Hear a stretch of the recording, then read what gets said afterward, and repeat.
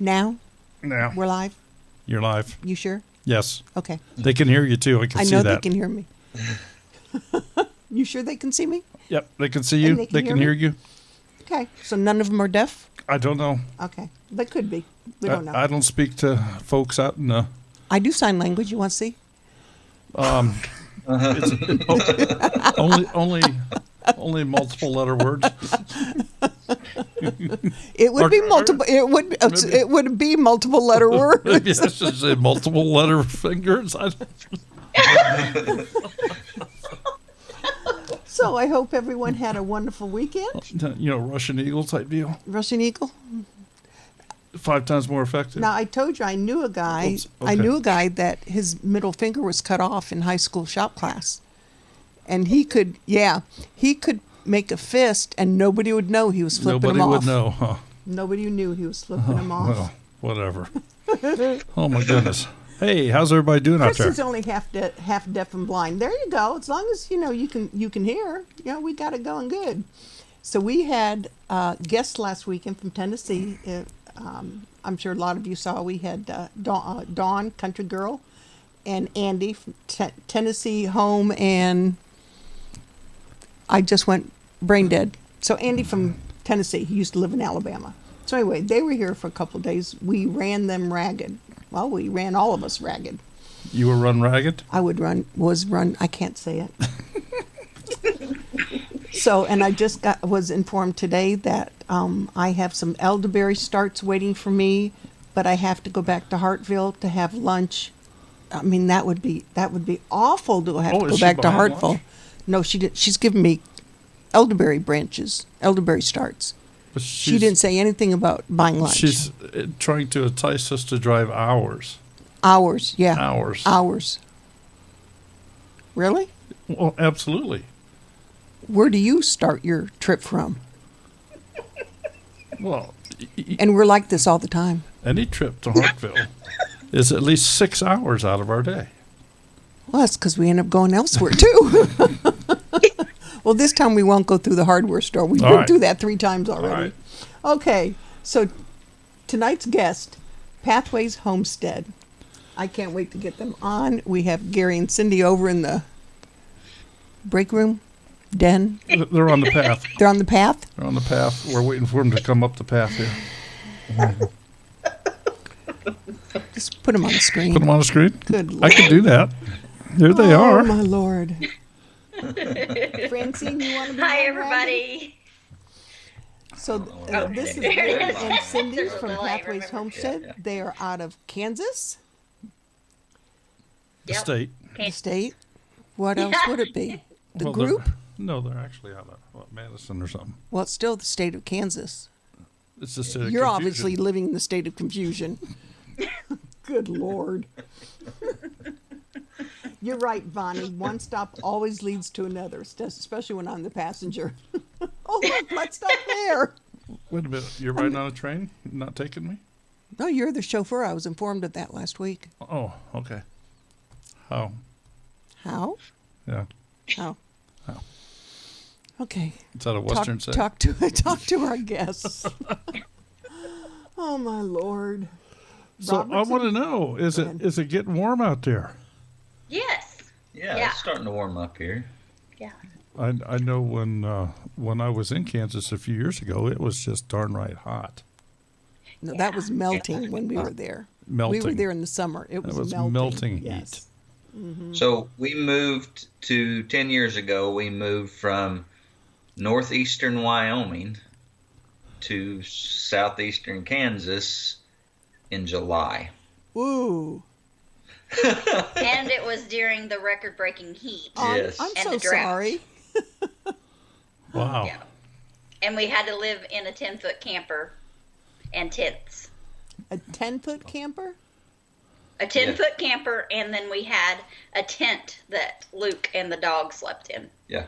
Oh, my. There was 5 of us and a coon dog in a 10-foot camper. Yeah. I can't even One imagine night stormed, and we camper. were all of us in the 10-foot camper. Oh, my. Well, yeah, at least, it was fun. At least. Luckily, the girls were still pretty small, and we could put them up in the little loft bed that hanged out. Oh, yeah, put them up in the heat because the heat rises. we've got that trailer pulled out to the lake, to the camping spot, and then we left the kids because Luke and Becca were old enough to watch out for Hannah, and we went to Emporia and bought an air conditioner for the trailer. No doubt. Well, I see that that Terry, City Girl Country Hearts, is saying it was 81 degrees where she's at today. Wow. She's in Anderson, South Carolina. You've been in Anderson, dear. That's just what I was going to say, but you took the words right out of my mouth. Did it hit 80 here today? No, we were just like There 70. was a song about that, maybe. too. Taking the words out of my mouth. Really? Yeah. Okay, come up with that one. I want to hear it. Meatloaf sang it. I can prove this one. Okay. All right, all of those of you out there that have heard that song, raise your hand. See, Allie's got her hand up already. No, she said hello to me. That's what she's doing. Nice try, though. The clouds have silver linings in Kansas. Cozy Crib. Welcome. I've never seen you here before. I like that name. All right, well, let's get back to our guest here. I'm a little curious. How big is your place out there? So, yeah, we own and live on 11 acres. Okay. We currently rent another 14 grass, and then we partner on some cattle that run on another place that's quite a bit of grass. Wow. So you're just using it without owning it. That's cool. Yeah, that's pretty common in this part of the world, is to lease grass. Okay. Does that come with So the ground? Do what? Does that come with ground, or you just get the grass? Yeah. It's got ground underneath it. You'll get this way when you get his age, Gary. It's okay. Oh, it's too late. Oh, early onset. Yes, always. I think So- it's inherited. So what do you do with all this grass? We feed it to cows and make steaks. Well, what? That sounds wonderful. That sounds like a great idea to me. We Sure need to does. go to It does Kansas. me, too. Take a cooler. Yeah, take Well, coolers. So- all right. I guess the next obvious question is, what kind of cows do you have? Black Well, ones, yeah. brown and white. We typically our money maker is we background stocker cattle. So at auctions we'll buy calves that are 300 pounds and just getting off the mama. We'll bring them home. We'll wean them. We'll get them shots. We'll get them started eating good. Get them learning to eat out of a bunk. And we'll put several of them together. We'll get them out on pasture. We'll get them until they weigh 500 pounds, and then we'll sell them for big grass operations that will, run several hundred pounds or several hundred head on pasture for the summer. And that's backgrounding is what that's called. And that's our biggest thing. But we also, we will raise out some beef cattle for actual beef, and they might be a Hereford cross or Angus cross or Simmental cross, just whatever we pick up. We do have a Jersey cow that we milk. Well, she's not in milk right now. Yeah. She's going to calve in May, at the end of May. So And with, then our next money maker is pork. Yeah. So we raise several head of pigs a year and sell them live to folks, and we'll plan we will set a butcher date, deliver the animal, and they pay their processing and pay us for the hog. Cool. And then we raise last year we raised a little over 200 poultry. We were broiler chickens, meat chickens, and quail. And then we also raise eggs and sell eggs. And so you did 200 chickens, meat birds yeah. for yourself? No. To sell. Mostly to sell. We eat some and give some to neighbors, but, I but was gonna we, say, you we must really sell like those at our farmers market. Good heavens. So it sounds like you're in the adolescent stages of animals. Adolescent Yeah, we're stages? small time. Yeah. They don't deal with the fresh For ones, here, we're small but they time. grow them up a little bit, and then they. Oh, Just, they get them as teenagers, you Yeah, mean? yeah. Toddlers? Yeah. Yeah. Gotcha. Oh, Okay. I get you. We're into raising them. Yeah. Okay. Yeah. Yeah, they skip the baby stage. Yeah. Yeah. Yeah. Yeah. I'd rather We do sometimes have babies. We have a sow that's fixing the pig any day, and we've pigged her out once. Robertson Belly Acres gave her to us. When I brought her home, I left her in the trailer over the night, and the next morning she had baby pigs on her. surprise. Yeah. They thought she had a few days to a week left, and she Oh, didn't. so you did know she was pregnant, just didn't know when. Yeah, we knew she was pregnant. They were she needed rehomed because they were in transition from one homestead to another. And so we went and helped them move and brought her home with us. And that was interesting. I bet it was. I bet so too. And she's super gentle. Little Mama is her name. She's a big York, and she's just real long and deep. And she is puppy dog gentle. Gary was milking her today. Well, Robertson's Belly Acres says Mama is an awesome pig. Yes. She is. Someone told me pigs were ridiculous just sweet, cows with short legs. That was so short. Okay. Yeah. So We anyway, also, this gardening is a big part of our operation. We have a small greenhouse, and we raise and sell some plants. We also plant our own gardens, and So you're pretty much self-sustained out there. we raise year-round. We provide 80% of our own Cool. groceries. That's good. yeah. And in the summer and fall, But it's now, it's over 90. Yeah. Cozy Crib is asking, what's the difference between a broiler and a fryer? The way it's Um, cooked. Technically, it's size, but broiler is just a slang name for a Cornish cross chicken. There And you your go. fryers can be just a regular barnyard. A lot of times when you see a fryer, it'll be a barnyard, a young rooster. I was gonna say more than likely of the male variety. And the broilers can be either rooster or hen. Daryl wants to see you milk a pig. You said it. You put your foot in your No, mouth. no, When we get to Jason's, I'm going to mention it, The and we're going to do a the video. legs are so short. You We're can't going to do get a down under video. there. I want to be able to milk one of his pigs. Folks, I'm going to videotape this. It's going to go viral. So that's how Gary tests to see how close they are to pigging. So I was raised in an agriculture family. We both were, and I was taught at a young age that if you got a sow close to pigging, if you can get a pearl of milk, she's about 48 hours off, and if you can get a stream of milk, she's about 24 hours off. Wow. I'll be darned. So that's why we were milking a pig. That would do And she it. doesn't have milk yet. So I'm a little bit curious here because sizes are just relevant to, depends on what you're talking about. You mentioned you had a small greenhouse. So is this like a 60 by 100 foot greenhouse, or is this a 6 by 10 or? 6 by 14. Okay. All right. Or 7 by 14. It's 7 or 8, yeah. Okay. All right. So it truly is more of the hobby size. Yes. Yeah, it's a cattle panel greenhouse. Oh, okay. So it's like a little hoop house. Yeah. Yeah. Yeah. And with that greenhouse, then you do that primarily just for starts, or do you winter through that as well, or?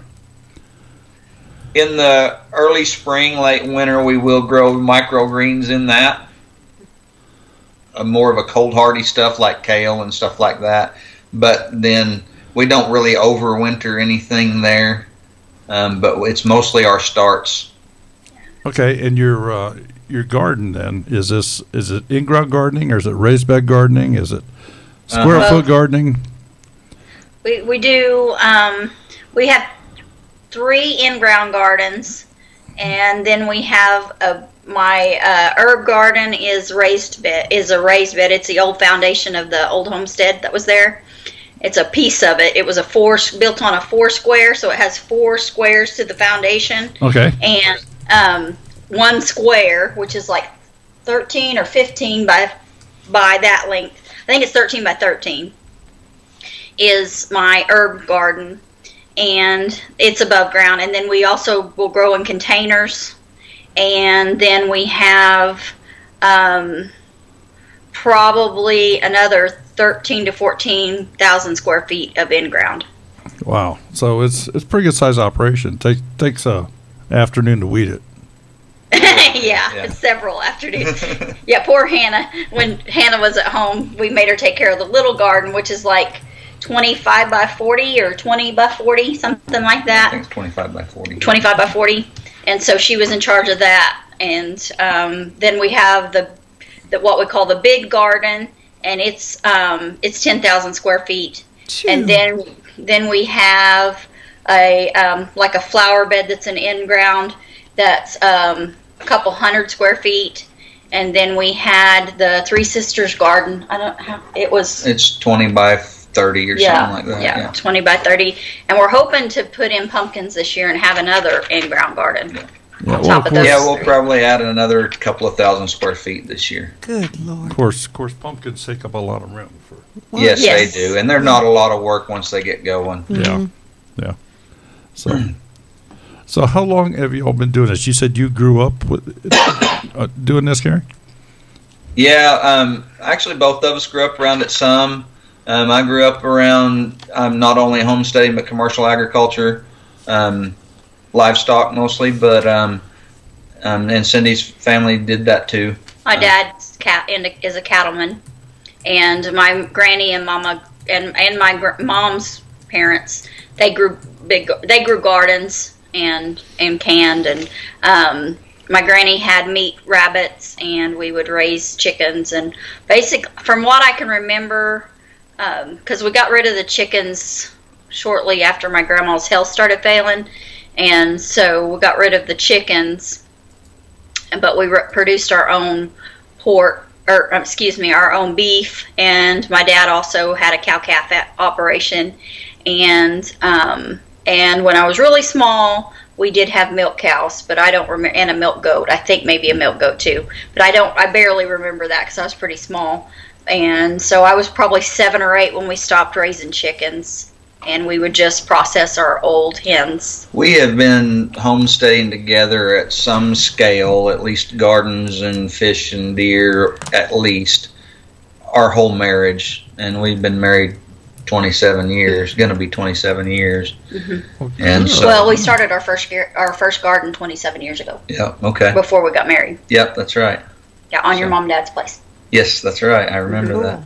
So one of the stories that when we talk about our homesteading journey that we like to tell is I was 18 when we got married. I met her when I was 16. We've been together ever since. And before we got married, I was helping my mom in her raised beds and talking to her about different things that Cindy and I needed to start our life together.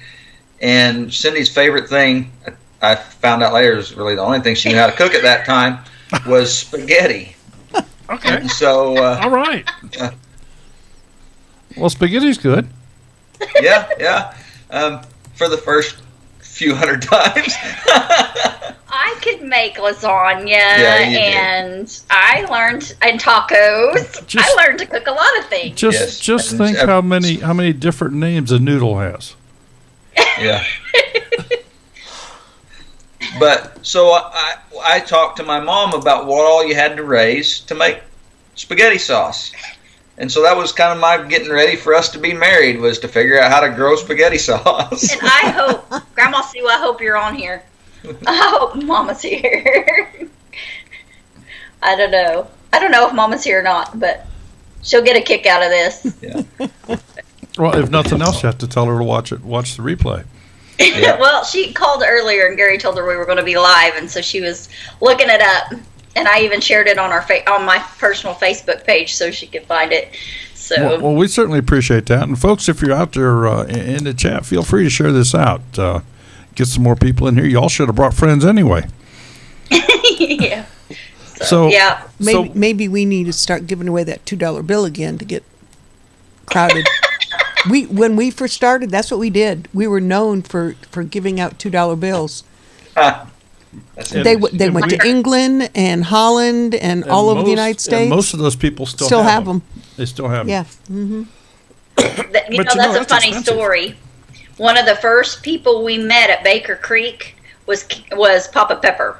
Kevin, how he gave us so we could a dollar bill. He wrote Papa Pepper on a dollar bill so that we could remember how to find him because he didn't have a card. And so something happened and that dollar bill ended up in Gary's wallet and he spent it in Emporia.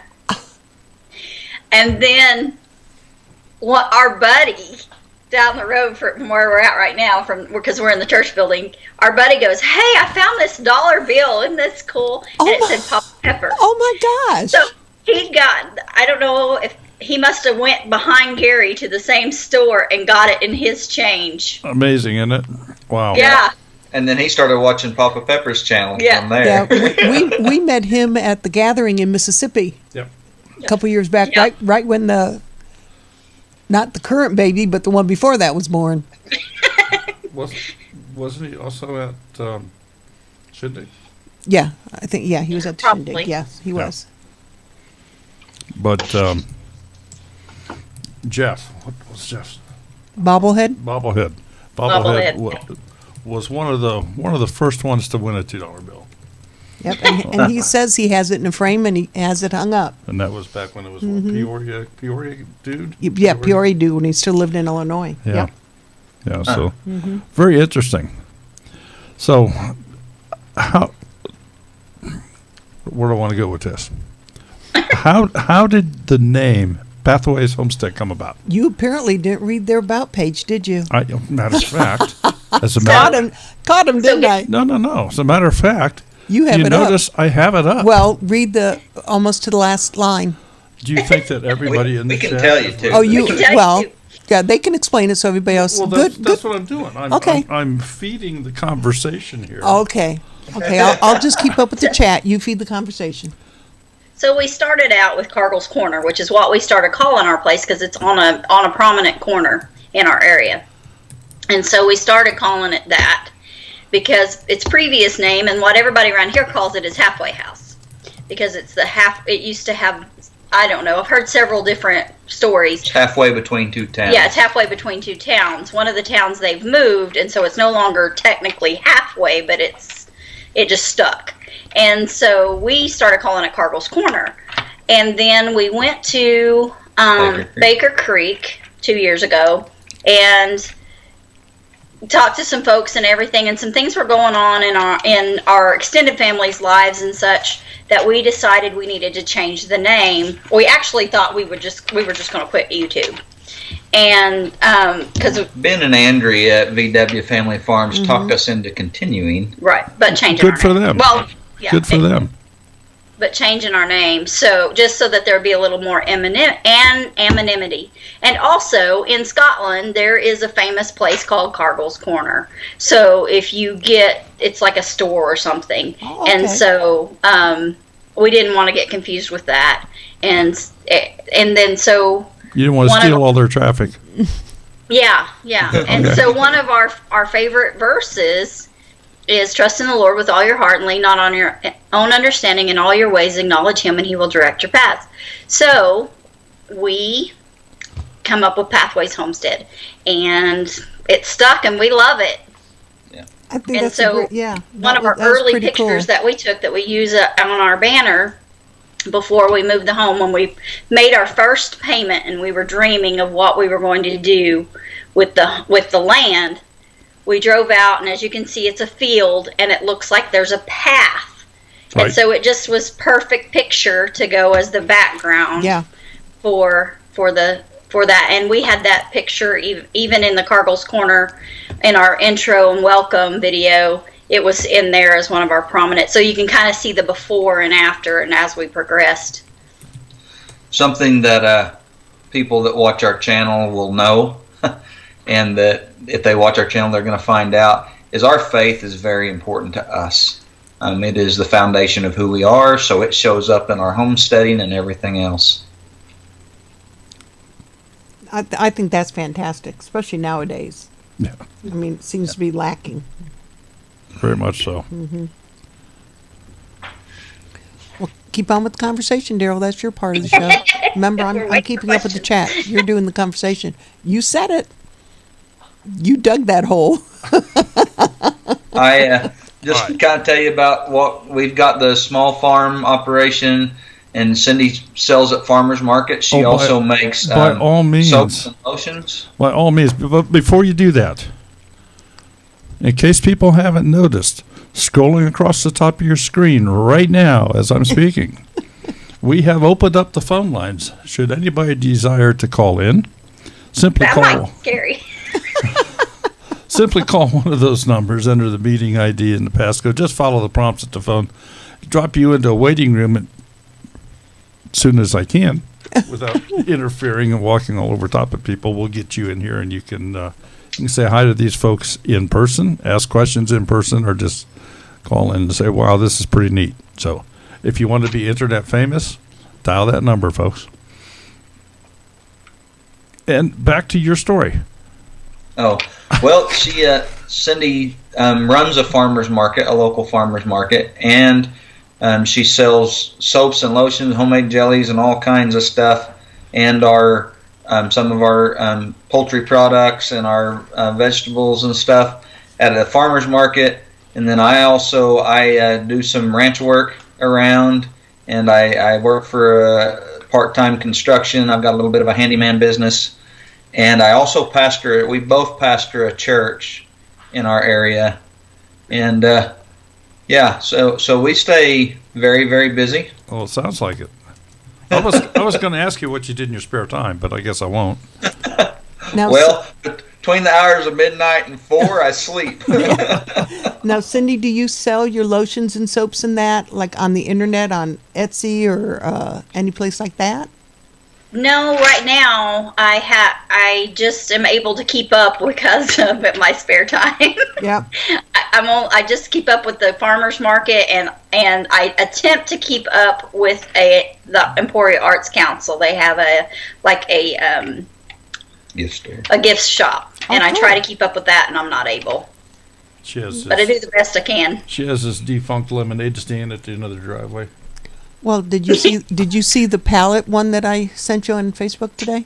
No, I did not. You'll have to look. All right. Gary is actually building me a store for Yes. on the homestead. Yeah, it is probably 50% completed. Well, I was going to ask. You had mentioned earlier that 80% of your food comes from your property, which is absolutely phenomenal. And you're just now kind of starting to talk about how you generate some income on your homestead.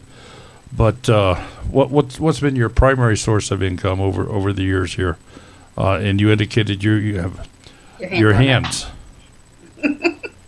Did I read that right? Your hands? Well, he's Yes. does carpentry and all that. Yeah. Handyman. Yep, that would be his hands. So are you? Yeah, Are So you, basically labor jobs, working my outside job's usually the best paying income. But yes. well, I guess where I was kind of going with that is, are you talking like general handyman, or do you specialize more in, let's say, woodworking, metalworking, different things like that? I can do a lot of things, typically more carpentry, house repair type things. Okay. Home repair. So you're a cabinet man. Yeah. That puts you into politics, right? Cabinet man. No. I have worked a lot as construction labor. I've done work for construction companies a lot off and on. I still do part time here and there. But I've also, at times, I've worked as a butcher. And so my butchering skills show up on our videos a lot too. Well, The four of the hogs we raised last year, we couldn't get butcher dates for. So Gary had to butcher them at home. Well, not at home. We borrowed a shop and we butchered those. do you hunt? Yes, sir. What? I figured you'd just elaborate there a little bit. Well, but you asked him a I'm- question, he answered you. I'm dragging it. Yeah. Well, today I hunted mushrooms. Okay. We hunt and forage a lot. I hunt deer. I used to coon hunt and squirrel hunt and coyote hunt a lot. I don't as much right now. But No time. I deer hunt a lot, and we fish, and we really like foraging. That's something we both enjoy doing. So mushroom hunting and different other wild edibles is big for us. Robertson's Belly Acres, what are y'all most excited about growing this year? Well, they know us, and they always know that the most important thing we grow on our homestead is relationships. Yeah, bro. I like that. Yeah. I like that. Well, you'll, Getting to you'll know others is the most important thing. yeah, well, you'll make many of them when you go to the meetup in, what, 2 weeks? Yep. It is Yes. 2 weeks from Saturday, right? Yeah. Yeah, because in fact, Brenda Duncan 1900 is in the chat, and I'm sure they're going to be there. So, Cool. This Yeah. is We were at Morris's. no, the one in 2 Missouri. weeks ago. Oklahoma's next month. Yeah. Yeah, this is Joyce Morris Family Homestead. Okay. Yeah. Carthage. Yeah, Carthage. Moore's Patch of Heaven. Morris Patch of Heaven, yeah. Joyce Morris. Yeah. Yeah. Yeah. We were just at their house a couple weeks ago. Oh, that's cool. So what got you started into YouTube? Our kids. Your kids.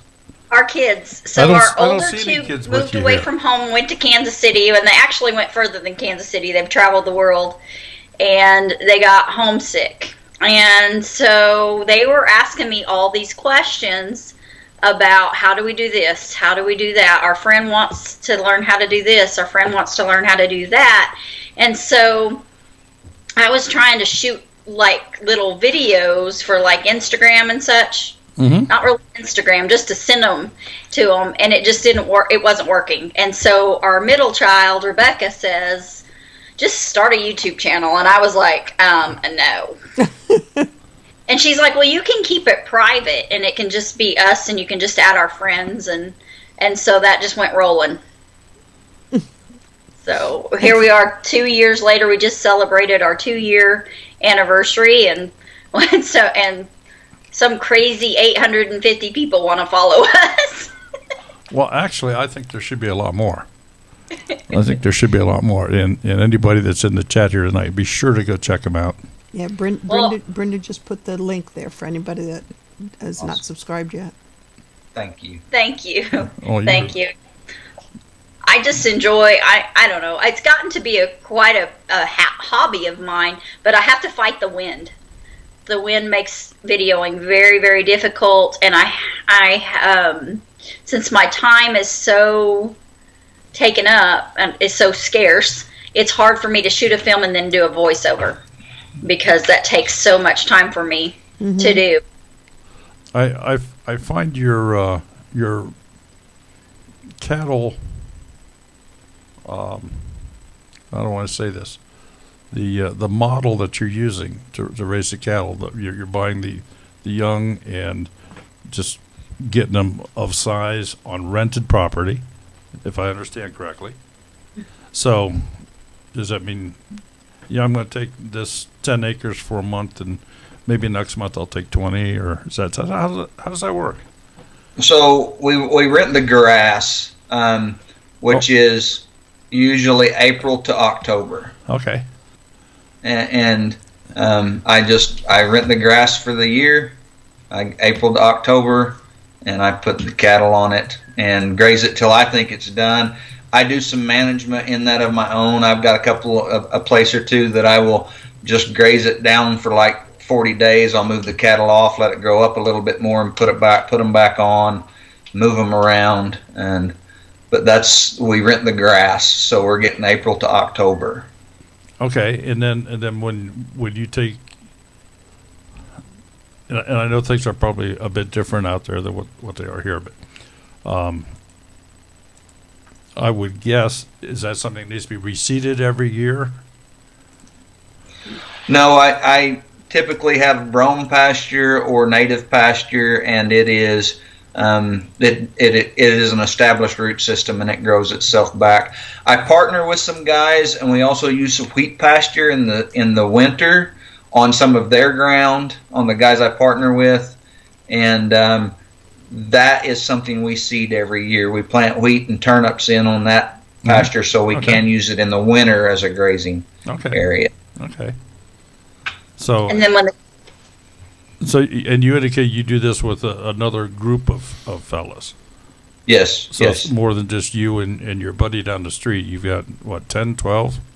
No, so it's a family farm, and I just kind of get included as one of the grandkids or nephews or. Well, that's neat. they just adopted us. So there's about 6 or 7 of us, and we all buy a portion of the cattle. However many you buy in, that's how many you get profit on. You buy shares, basically. Yeah. Okay. And we all, when it's time to work, the guy that kind of orchestrates all of it, the 2 brothers that kind of run it, they call and say, hey, we're going to work cattle this day. This needs to be done. We're going to grind feed this evening. Show up and help, and that's the way it's done. Cool. All right. Very interesting. Because I know a lot of people in the YouTube community here have absolutely no idea on cattle shares, and I guess the term renting grass to me is new. I've never heard it put that way. That's a very Flint Hills term. So our area of Kansas is called the Flint Hills. It's a pretty big area. They bring in 2 million, no, not 2 million, 6 million. 6 million. 6 million head of feeder cattle come into our area every April. Oh my Lord!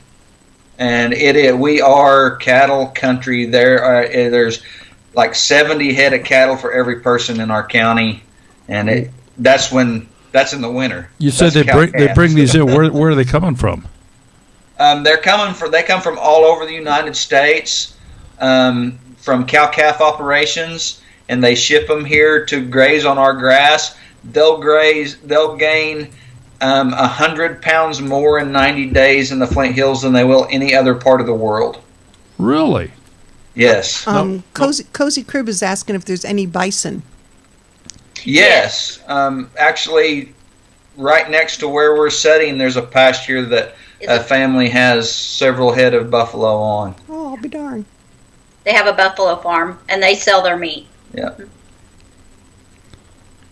One of the neat things we do in the Flint Hills is in the spring, this time of year, it's almost over, is we burn all the pastures off, and we burn all the dead grass, and it helps control the cedar trees and the weeds, and then that carbon grabs a hold of some nutrients, and it helps the green grass sprout real good and be real nutritious for the cattle. And so we have just finished helping a guy I work for burn pastures. So it's controlled burning, not like what they have in California. Right. It's very controlled. Now, we did have a wildfire in the fall or early winter. Yes. That was pretty scary to the homestead, and where water is a huge issue here in the Flint Hills. We're part of the Great American Desert, so water is scarce. And so we don't get a consistent source of water. So we have a storage tank, like it kind of comparable to the cisterns that they had, which we have one of those from the old homestead, but we don't hardly use it. But we have a big storage tank of water, and it holds 500 gallons. So fighting fire is a little bit of a moot point if you're only got 500 gallons. But the local fire departments came in from all over the county and helped us. I say helped us. We didn't do anything. We stood back, and our big thing was to have the animals ready to run them through the fire if we needed to. And that's how you would have to do that, is to we'd have to let them out of pens and push them through the fire, because that would be safer than letting them stand still and get burned up. Yeah. So, and I'm just kind of guessing, so in your area there's a lot of irrigation wells? No, we are dry land farming here. Okay. So our water, what we get for our drinking water and such, comes from lakes. They're actually big ponds. Watershed lakes. Yeah. So they've built these big ponds that they call lakes for, and some of them are lakes, to help with the flooding. So our big river is the Verdigris, or the Verdigris, however you want to pronounce it. Everybody pronounces it different. And so to keep from flooding downstream in Oklahoma and southeastern Kansas, they built these ponds to catch the water and slow it down so that the water is more controlled released. Well, then that also, the municipalities have come in and put in water treatment plants and filtered that water and treated the water, and then they put it in the lines and in the big towers, and then it comes on down the lines to folks. Okay, well, I'm sorry, go ahead. Our water, where we get our water from, we're on a line that is not pressurized. So we only get water 2 to 3 times a day, and sometimes not even 100 gallons at a time. Sometimes it's 40 or 50 gallons of water at a time from the town south of us. And so that line doesn't have water in it all the time. And we're not close to a water tower, so we don't have the back pressure from the water tower. So we have that holding tank to provide our house water. So sometimes we have to haul water. That's like a cistern? Yeah. It's a plastic holding tank, and then I've just got a pressure tank and a pump below that pressurizes the house. Okay. All right. Well, this is obviously going to lead to another question here, because you have a lot of garden. So how do you handle that? We haul a lot of water. We haul some water. We use some rain catchment. There's an old well on the place that doesn't produce a lot of water, but I've got a sump pump that I throw in there and pump the water out of it. And we use a lot of mulch. We use a lot of hay mulch, and that helps a lot. Yeah. We aren't completely no-till because our grass is so aggressive. The roots to the native grasses can go as far as 6 feet deep into the ground. Wow. Unless they hit rock. So the grass is aggressive. So we do have to use till. We do have to till, and then we heavy mulch. So it's kind of a combination of till and roost out. Okay, and as far as heavy mulch, are you primarily like wood chip type mulch? Or are you talking hay mulch or grass Hay. mulch? Yeah. We're using old hay. Mm-hmm. Okay.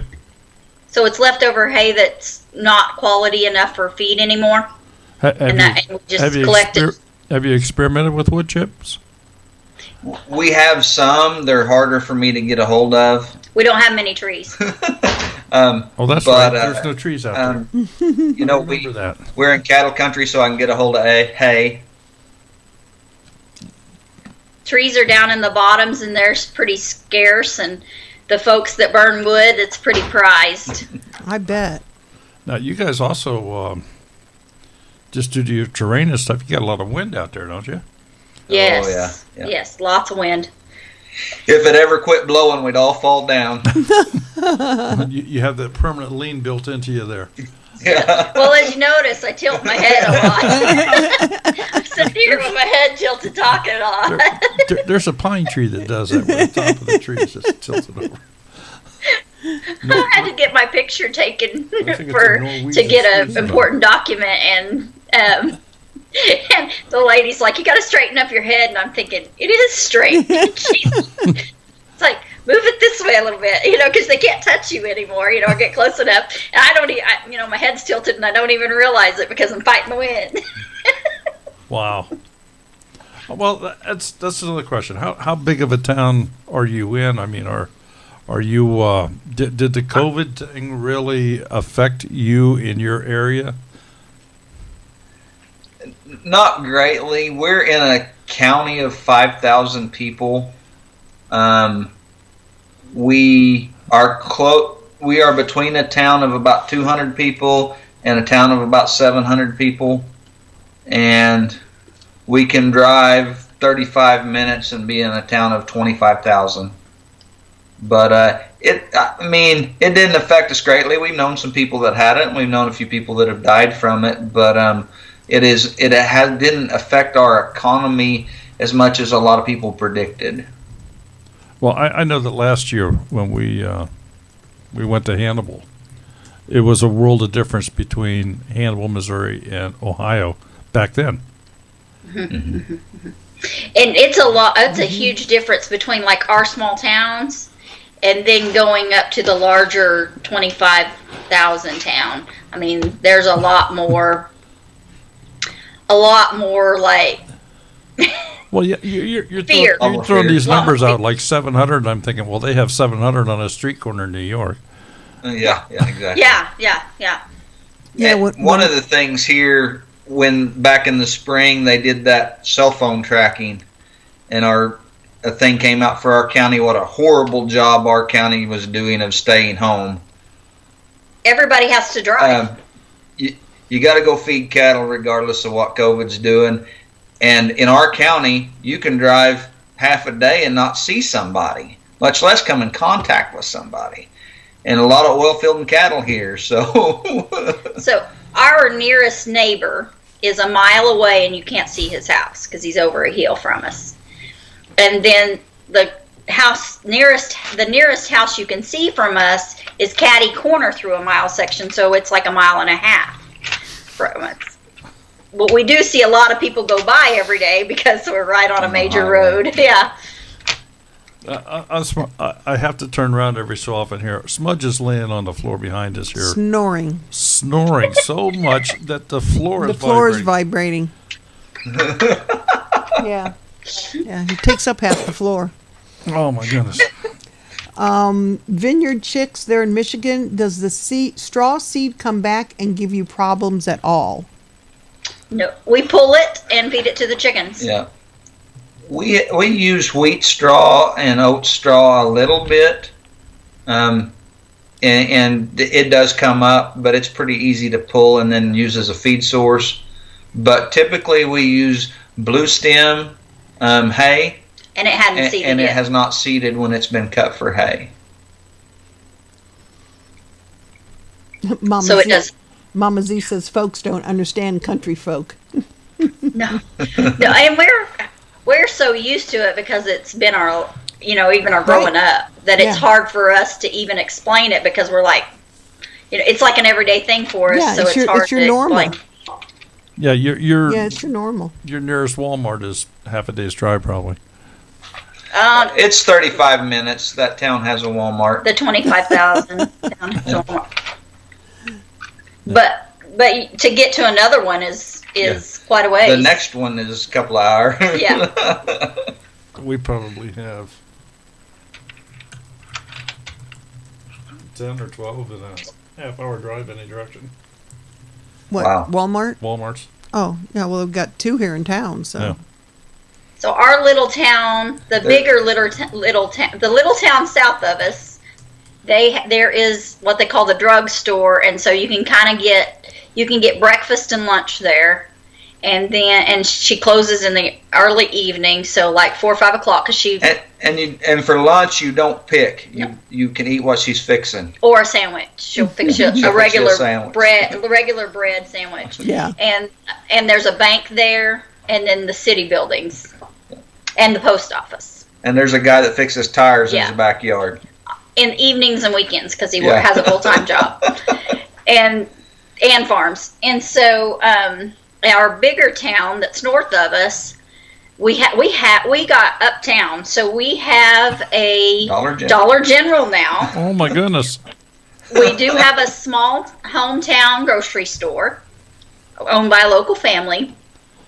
We have a Casey's convenience store, and there's a manufacturer and a couple of construction companies and some oil well service companies Trying to think what else. There's a mechanic. There's a mechanic, an auto body shop. Well, how about There's a boat shop. Oh, the boat shop. Yeah. how about gas stations? One. One gas station. What is your what is your gas prices done this year? They have not.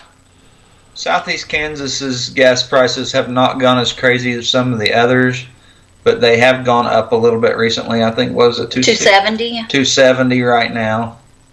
And we were as low as 192, I think. Oh, we paid at one point this year. We paid $1.32 for fuel. Really? Was Remember? that before the election? Yes. Sorry, I just had that just slipped right out. It's okay. Yes. It's okay. Yeah, there was a big change after that. But I'm going to Amazing, tell huh? you that in this part of Kansas, the only thing behind cattle and agriculture is oil. Mm-hmm. And so, and when oil is low enough that you're paying $1.32 for gas, there's a lot of people without work. Yeah. Yeah, that's true. I see that Build on the Rock Homesteading says that their grocery store has an Ace Hardware down one aisle. Or it's part of an aisle at ours. Well, an end it's cap. in the same building, Daryl. Yeah, Didn't say well. anything about the aisle. Well, Yeah. all right. So I elaborated slightly. Just a tad. Yeah, Lisa tries to provide what she can for our community. We did have a plumbing store open. It was pretty small and We used to have 2 oil field supplies, and now Yes. there's only one, and it's only open part of the time. right. So and I'm just a little curious, is there interstates close to you, or are you guys really, I mean, it's a half-hour drive to get to a Yeah, it's a half-hour drive to get to I-35 from one way, and a little over an hour to go the other way. Or yeah, but if you go cross country to I-35, it's a little over an hour. But it's actually closer. It's just 15 or 20 miles away. It's only 20 miles away, but you have to go cross country at Mapfield Green. Yeah, and you have to know which cattle guards to go through. Yeah. Yeah, and so it's open range, and you got to drive slower because you're on some of it you look like you're on a 2-track. Wow. So you're just on a narrow, low maintenance All road. right, you need to explain, number one, because I'm sure a lot of people don't know what 2-track is. And you So a said something 2-track about is cattle just- guards. So you're going to need to explain that. Cattle guards are, instead of putting in a gate on a road, they will build a pipe apparatus that goes in A the grate. ground, a grate over a ditch, and you Right. drive across that. It keeps the It's cattle. kind of like a bridge, but it don't have planks. It's just metal It pipes. keeps the cattle from getting out. But the cattle can't cross it unless they're jumpers. Okay. But And then a 2-track is just a small road that typically has grass growing up in the middle, so it's 2 tracks. it's dirt. It's Okay, dirt and so looks like a trail. it's a dirt. All right. Another thing that comes to mind in an area like yours, what about health services? As far as if something happens. So we have volunteer EMS, emergency with the fire department in both towns. in both towns. Our response time is around 22 minutes, I think, right now. And that's time for guys to quit work and get to the Firehouse. barn and then get somewhere. Okay, and that's just to get to the. That's just for an ambulance. Let's just get to the location. What about Yeah. hospital, trauma centers, or anything like that? The town 35 minutes north of us has a hospital. And our county seat has And a then our hospital. county seat, which is about another 30 minutes from us, it has a very small hospital. Okay. And usually it's got like 6-8 beds. So usually they'll take you in and then you're life flighted out. Yeah. Usually in our county. To like Wichita To or Wichita. Topeka. And a lot of time, if it's pretty severe, they'll send life flight if they can, if the winds aren't too bad. Well, Instead, when they dispatch for an ambulance, if there's a life flight available, one will come out of Emporia or Topeka or Wichita and come pick you up. and I hadn't thought about the wind situation, but it makes a lot of sense. Yeah, the winds cause problems with the helicopters. So a lot of times it's aground. Mhm. And And in reality, if possible, it is faster for you to load your person up in a vehicle and drive them than to call an ambulance. What about tornado shelters? Well, we have an old dilapidated one in our backyard. That cattle crossing he was talking about, you go underneath. Usually we just grab our lawn chairs and watch because we have such a fantastic view to the south and west, which is normally where they come from. So you just watch them go by. You wave. Yeah. We were both raised in Oklahoma, so that's fine entertainment. You know, the uncles always had their beer and would send the kids to the cellar. You know, that's how that was. I am so stand out there and sorry watch we don't it. have 5,000 people in the chat here because they really need to hear these stories. Getting started on homesteading. Bub is asking, do you have a lot of wind turbines? Not where we're at. There are some to the south of us And to the east of us. and to the northeast. Yeah, and to the east. And they are building more within an hour of us. They are building more all the time. Well, and there's probably some solar out there too. Yeah, I don't see as much of it here as a little farther west. Okay. Now, we are very poor. The majority of our population is impoverished. So we used to know Gary just had to know them for a speech he gave, and I don't remember what they were. 40% of our county lives below the poverty line. Okay. And so we have a lot of retired folks as well. But there is some solar to the west of us. There's quite a bit of wind to the east and to the south of us within 30-40 minutes. There is a nuclear power plant about 40 minutes to the east of us. We just drove past it twice today because we went to pick up some metal. Yeah. Now, I don't know that you will have the answer to this in your back pocket, but what would be the average price of property in your area? I mean, if somebody was looking to establish a homestead, they wanted to get, let's say, 8 to 15 acres or something. Well, that's hard to find. Oh, you don't. 8 to 10 acres is not. You don't find that hardly at all. So when it's for ground, typically sells for $2,000 to $3,000 an acre around here, sometimes less, and that really is kind of across the board. If it's 10 acres or if it's 300 acres, but there's the smaller places. The 40 acres and less, they don't sell very often. There's not a lot of that being sold around. Okay. We got very blessed that a friend of ours bought a quarter section that had a 9-acre bean field on it that was quite a ways from his headquarters. And so it was a pain for him to try to farm it and do anything with it. And it was costing more in taxes, so he sold it to us for a home site. And we got very blessed. And he sold it to us at what he'd paid for it and carried the note for us. So we were very blessed in that. Oh, yeah. That's a great way to purchase property if you are lucky enough to land a deal like that. Yeah, absolutely. And we are debt free. We have paid that place off, and the only thing we owe money on right now is a couple of hospital bills. Very good. Very good. Nowadays, that's the place to be, is debt-free. Yeah. Yeah, absolutely. You know, we're in our mid-40s, and to be debt-free at that age, we're pretty tickled. Mm-hmm. Oh, yeah. When I was that young, I wish I would have been debt-free at 40. I've almost made it now. I'm almost 80, so. No, I'm kidding. Really? It just feels lying to me all these years? it just Because I'm only 8 months behind you, so let's get real here. It just feels that way sometimes. Oh, me. So we love the Flint Hills of Kansas, and Kansas is absolutely beautiful. And it is a great place to homestead, but it gets passed over a lot. Yeah. And I think because there's not the amenities here, and people, oh, well, I'm going to have to drive 30 minutes to a Walmart, and there's nothing there, and so it gets passed over, but it is a fabulous place to homestead. We have our community, most folks here are generational, and so but they were very loving and accepting of us. We had several key families just take us in and take us into their family and treat us like family. So one thing about this being ranch country is community is everything. Yes.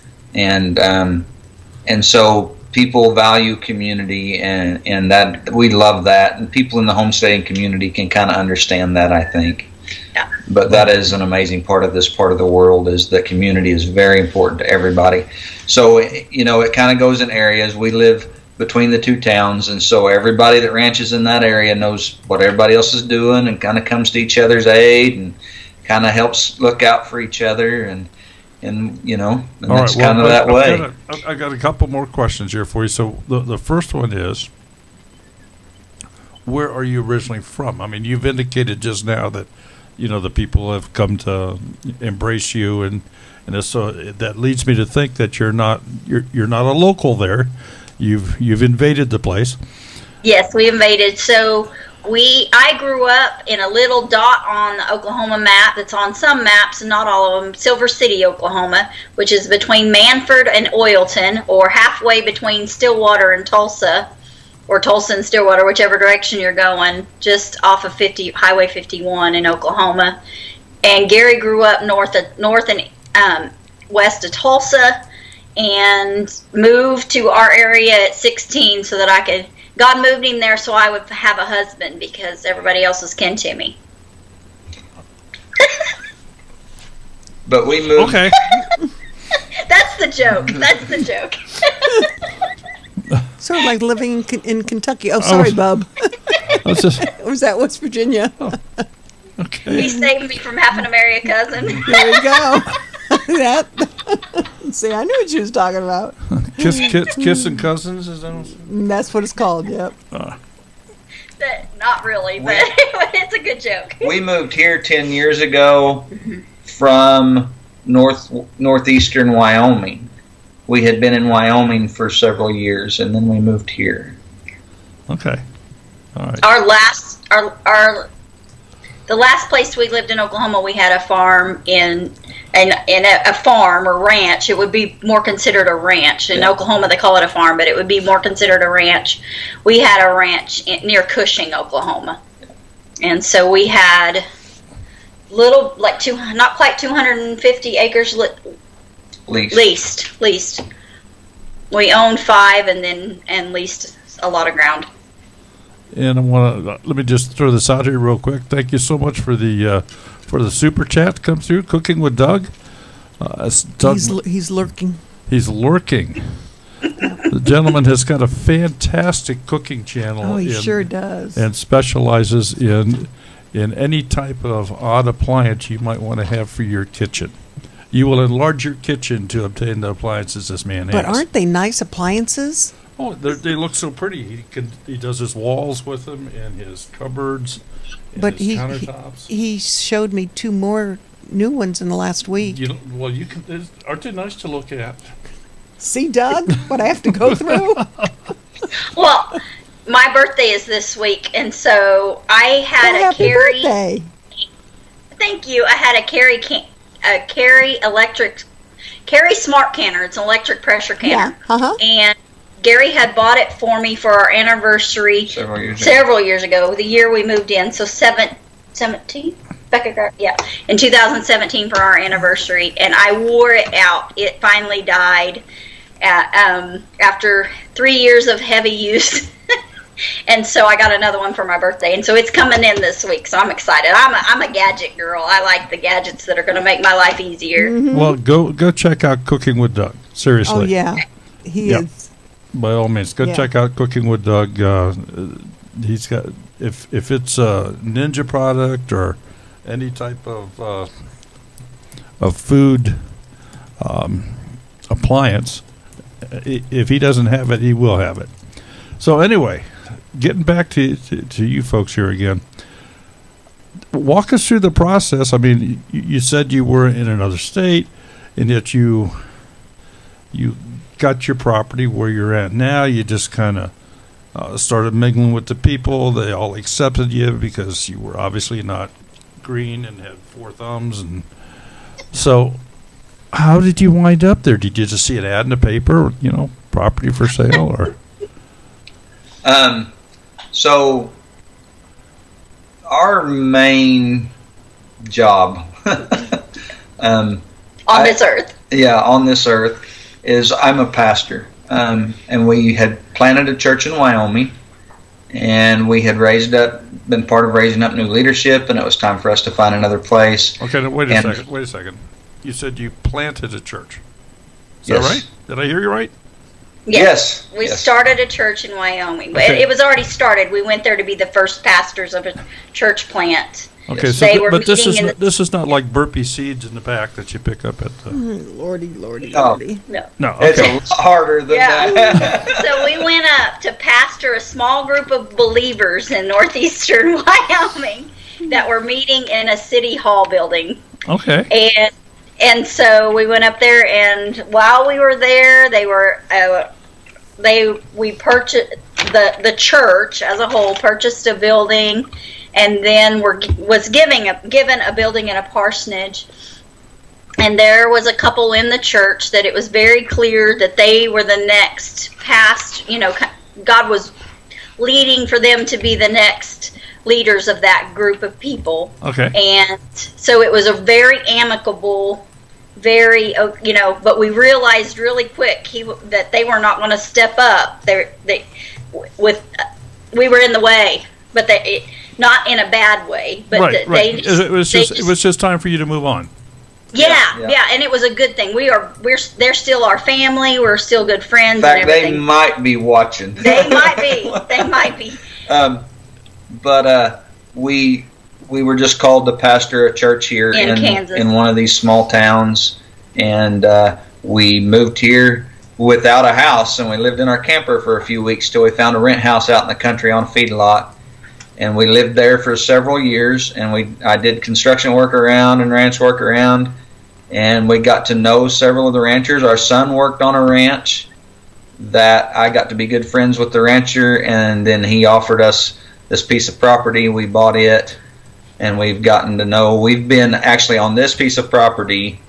I bought an old trailer house and moved it in, paid cash for it, moved it onto this piece of property. We've been there for 4 years now. 3. We moved in 2017. Okay. So it is, yeah. Yeah. 4 years. It'll be 4 years in August that we actually moved into the house. We moved the house in June of 2017.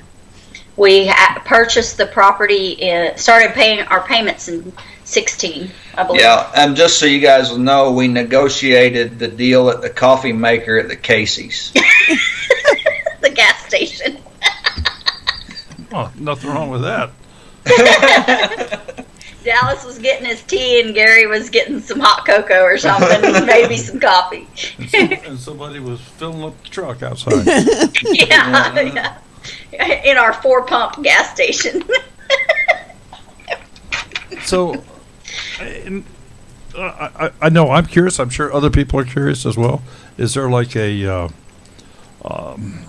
newsletter type thing that gets traveled around among the churches? Wanted temporary pasture or come.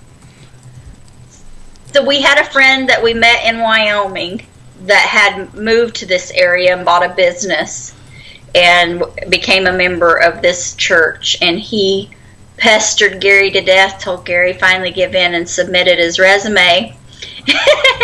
And then that resume got lost, and so he resubmitted it because the guy kept bugging him to do it. But to answer your question, Daryl, yes, some denominations do have those kind of newsletters. And yes. It's a website now. You can get on a website and find it. Oh yeah, my phone's buzzing. I think we'll go 70 miles away. Here we go. Well, that's just—it's absolutely fascinating, and I'm so happy for you folks that you were able to to find such an opportunity and not only be blessed yourselves, but I'm sure you've blessed a lot of people in that in that burg that you're in. We hope so. We hope so. So, wow, that's pretty incredible story. Rachel with Robertson's Belly Acres and Lynn from Melville's Homestead, they keep pushing me. You need to write a book. You need to write a book. And they're not the first folks. You know, we have quite the wild ride.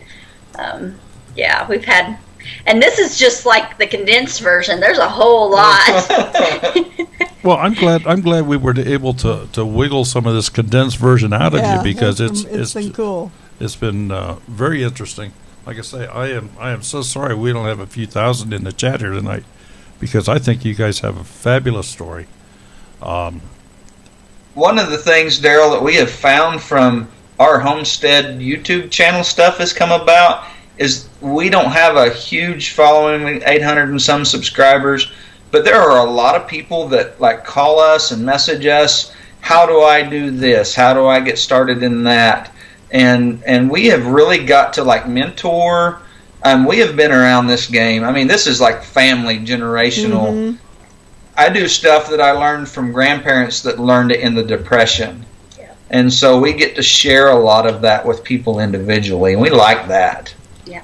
Well, Gary, let me just share with you here that we have met a lot of people, and it's, I believe everyone we've ever met has become a friend.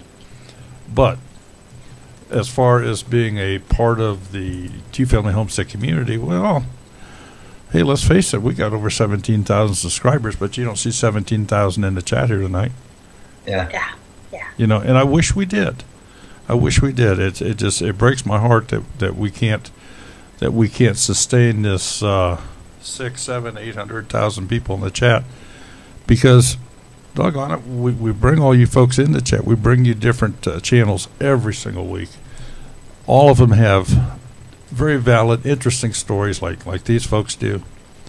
And we certainly hope that now we've had you guys on the show, you'll become regular viewers on a Monday night, at least to come in and say hi. We do our best. We're pretty busy. Yeah. And bedtime's 8:30, so. That's it with a lot of them. Because they get up so early, they go to bed early. Yeah. And Daryl, we do actually watch you guys a lot more in the winter time when it's dark when you're on. Right. We just don't pop in and say hey, and we should at least comment in the chat so you know we're there. Lurkers.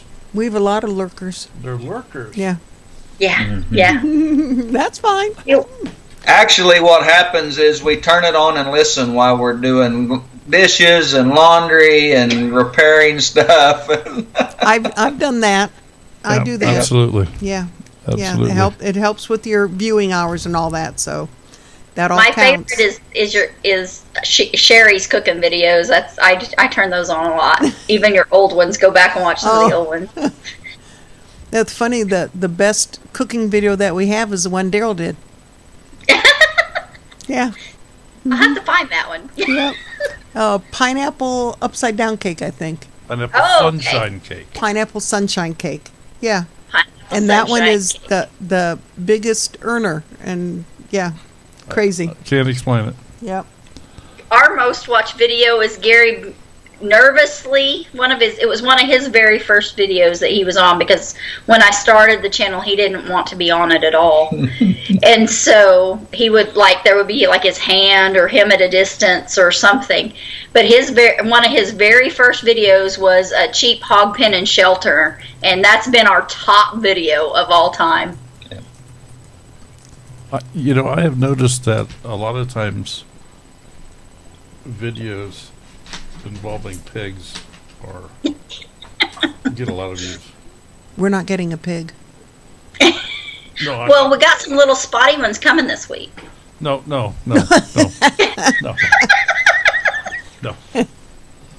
This one's enough of a fur ball. No. I think that makes sense. Pigs are kind of the next step for a lot of homesteaders, and they're actually a pretty easy homestead animal. Well, and that's what Andy said when he was here last week. They went back to Tennessee. They left Tuesday morning, And then this past weekend, he went to Kentucky and got quail and bunnies, I think, from Bub.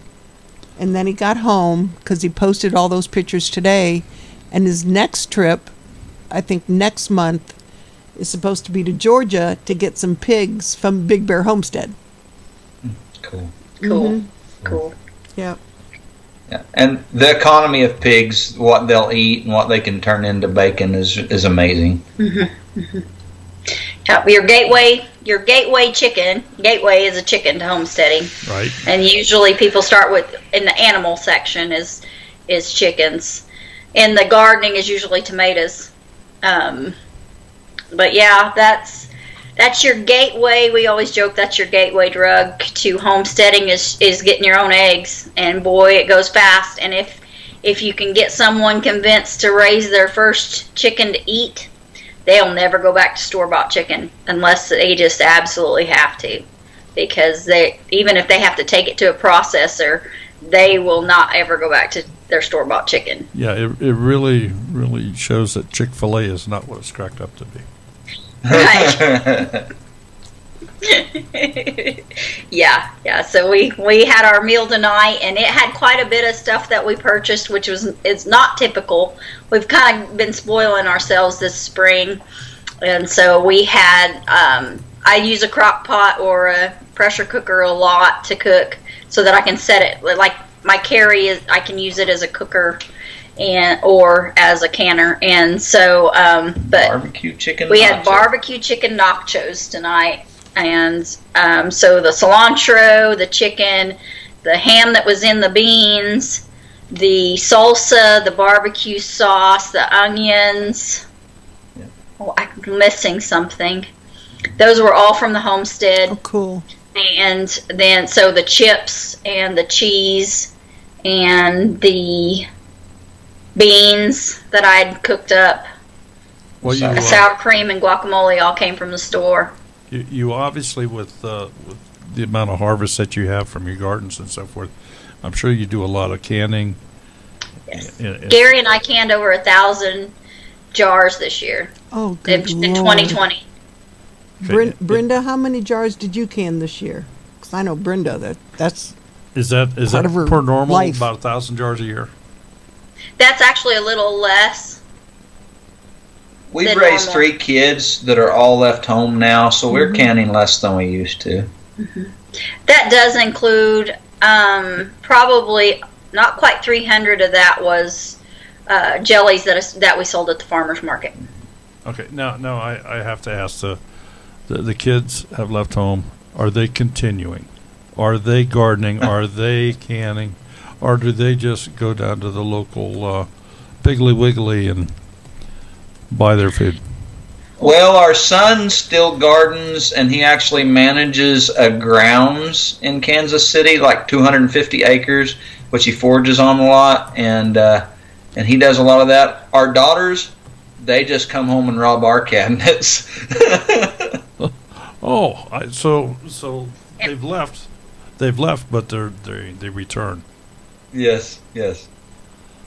And I happen to see here Quebec Homestead. Thank you so much for the super chat. Mal's going to be our guest in 2 weeks. Yeah, 2 weeks. Quebec Homestead Yep. will be here Darren. all the way from Canada. Yes. All the way from Canada. That's probably why her channel name says Quebec Homestead. Well, she's also just getting unfrozen, You think? I think. Well, and also her French channel just got monetized, so she has 2 monetized channels. Wonderful. I love watching her videos. She is awesome. Yeah. How many people do you know out there that having an English channel isn't enough? They got to do one in a different language. Well, Quebec is bilingual. Would that be the? I don't know if Quebec is bilingual. They are. But Yeah. I guess you could call them that. Yeah, French is a major. Yeah, French is their main language. I know Pig Latin pretty well. Yes, you do.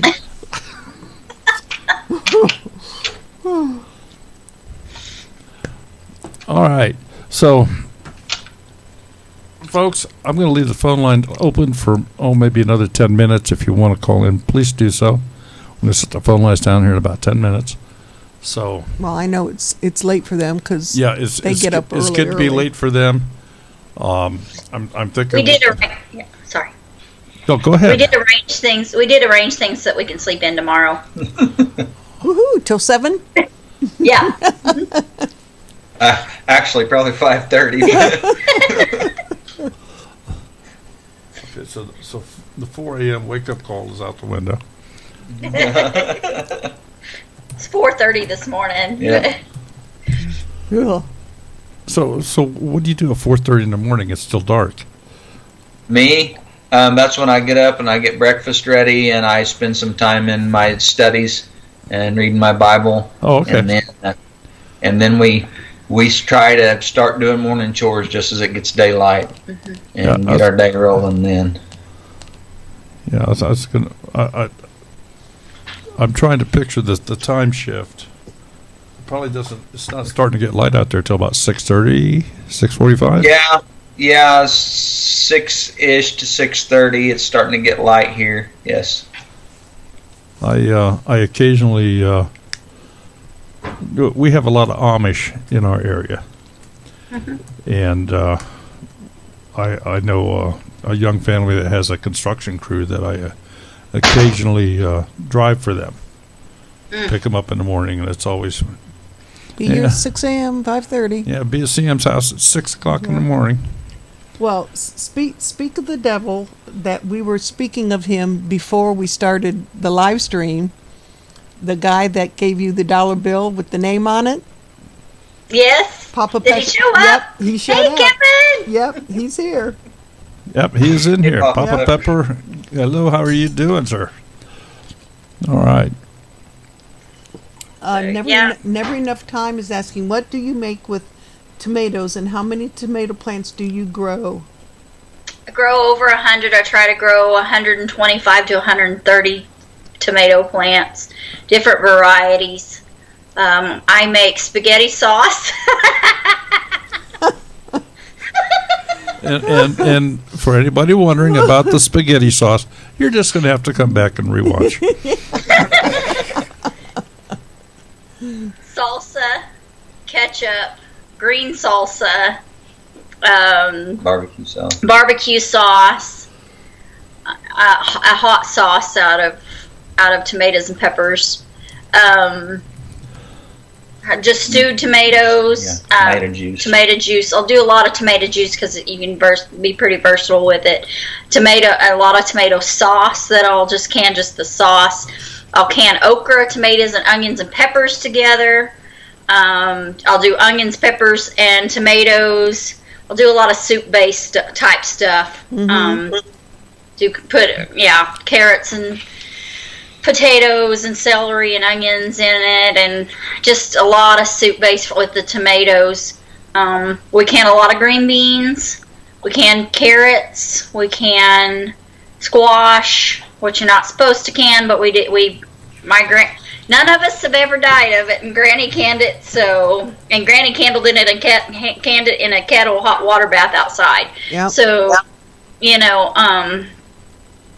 so we can carrots and squash and okra. Pickle. We do a lot of pickling. You can meat. We can meat. Yep. Yeah, lots of different meats. Lots of lard. Lots of lard. So about 150 of the jars that we canned this year were lard. And I make soap out of that from our hogs.